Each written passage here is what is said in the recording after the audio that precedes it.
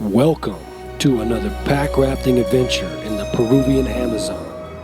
This time we're floating down the upper Las Piedras River near Puerto Maldonado in Peru. This stretch of river is generally calm, but there's never a dull moment, as we encounter flocks of noisy macaws and parakeets, unsuspecting capybaras on the riverbanks, black-capped squirrel monkeys, and Hoatzins, to just name a few. We're often floating alongside things with teeth, not to mention the piranha, Pacu, and vampire fish. The area is pristine, it's full of life, and free from any tourism. But it's also known for recent indigenous sightings. So let's get to it. It's 2 full days upriver to our destination in a peque, which is the local term for a riverboat with a 2-stroke motor. Segundo is our capitan, and Alberto is our tripulante, or captain's assistant. Bradley Rose, John McLean, and Peter Rose are joining me on this expedition. I'm in the back, enjoying the scenery. It's an unending series of right and left turns, not knowing what we'll find around each bend of the river.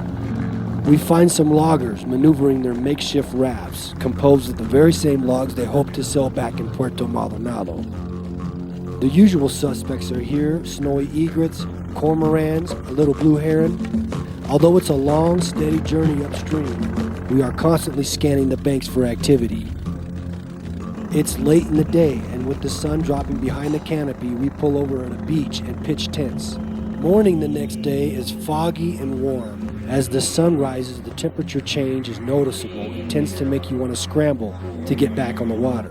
Another full day by motorboat awaits us, but we soon get a break from the boat as we reach La Cachuela, a rocky division which stretches across the river. Segundo and Alberto maneuver the peque up a deeper channel, while the Rose boys have a flick, which translates to do some fishing in Tasmania. By now, we're getting a sense of what we're getting into. It's not a river with rapids, but it's beautiful and unspoiled. A black skimmer swoops down on Alberto. These guys have hatchlings or nestlings nearby on the beaches, so they get very territorial. Alberto's job as the tripulante is mainly to monitor the depth. He is constantly poking around to avoid us beaching while watching for any submerged logs. John's rubbing some of the sting out of his eyes as we pass through a burn zone. The locals are without a doubt clearing forest for agriculture. It's sad to see, but being this close to the river's edge means that any given year, the river could flood and clear the same area on its own. Per the advice of our capitan, we decided to stop just short of Monte Salvado in order to avoid dropping in, which could be considered impolite. Now we're boating. And right away, Brad notices macaws in the canopy. These are blue and yellow macaws. Then John spots some red and greens. Since macaws are so loud and obnoxious, they are hard to miss. I love this shot. Although the river's only moving at about 5 to 8 kilometers per hour, or 3 to 5 miles per hour, paddling through debris like this makes it seem like you're moving. John paddles into a trio of neotropic cormorants, while Bradley's fishing from his boat. I spot a flock of horned screamers on the shore. Normally I find these guys in mating pairs, so for me this is kind of cool. But even cooler is the spectacled Caiman, also known as the white Caiman, just a few feet from us. Pete's got a bite, and it's a big bite. The Rose boys came for river monsters, looking for giant catfish, piranhas, and others. Bradley and John helped to push Pete to the shore. Just now getting a look at it seems to be a piranha relative, the much bigger cousin, the Pacu. The locals call them Pacos. They've got teeth and can grow to be giants. We continue downriver and soon find ourselves in the middle of a mess of frantic parakeets. This isn't normal behavior though, but we're not the cause. This hawk is to blame. You know, they say birds of a feather flock together, but here we have both blue and yellow with red and green macaws in the same tree. Further down, we reach Quebrada Culiaco. Quebrada means stream or creek in Spanish, but this looks more like a river, worthy of its own expedition, although following this deeper into the forest would most likely lead us into the indigenous and dangerous area. Pack rafting is a blast. In addition to maneuvering around debris or under debris, these flat-bottom boats are great for floating over debris. Being that it's dry season and the river is at its lowest all year, you're really tempted to cut corners. But it's a gamble. If you bottom out, you may have to drag your boat back towards the middle of the river while your buddy floats by. We found a macaw clay lick, the locals call it colpa. On this cliff face at first light, macaws, parrots, and parakeets will all flock here as part of their daily ritual. This is not only a social gathering, but necessary for dietary reasons. It is believed that by licking the negatively charged clay offsets a positively charged acidic diet of fruits and nuts. A downed tree makes an excellent perch for this pied lapwing and this red-capped cardinal, or these clay-colored nighthawks. And then we get into some mammals. Not just any mammals, how about rats? And not just any rats, but how about the largest rodents in the world, the capybara.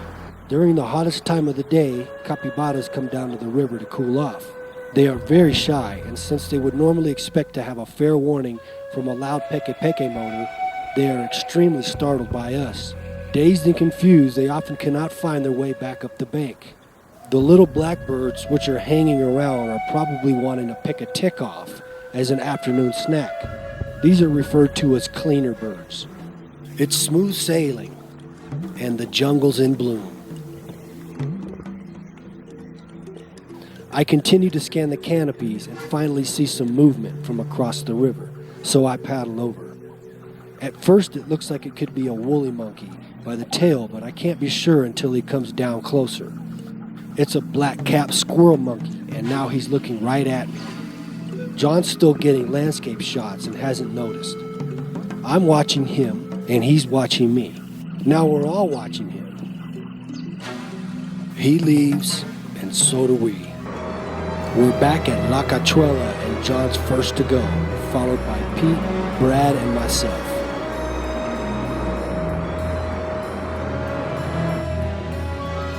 Here was one of our campsites. John, Pete, and Brad preferred a tent on the beaches while I did the hammock thing in the forest. The next morning, the Rose Boys have another catch. This time it's Bradley, and he's got a vampire fish. Check out the teeth. I counted about 50 of these little incoming creeks, some navigable. Each offers its share of niche wildlife, such as freshwater stingrays, kingfishers, and aquarium fish. Spotting caimans in the river is not easy to do. Sometimes it's just a log. In this case, it was a caiman. I find a sunbitter and a flock of Hoatzins. And of course, we see more squirrel monkeys.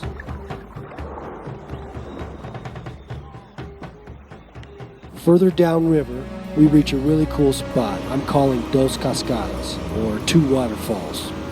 Another hour or so downriver brings us back to Lucerna, where our driver is waiting to take us back to Puerto Maldonado.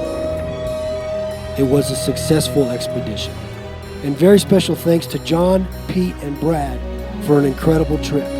Thanks for watching, and make sure you subscribe so you don't miss the next adventure. Until the next one.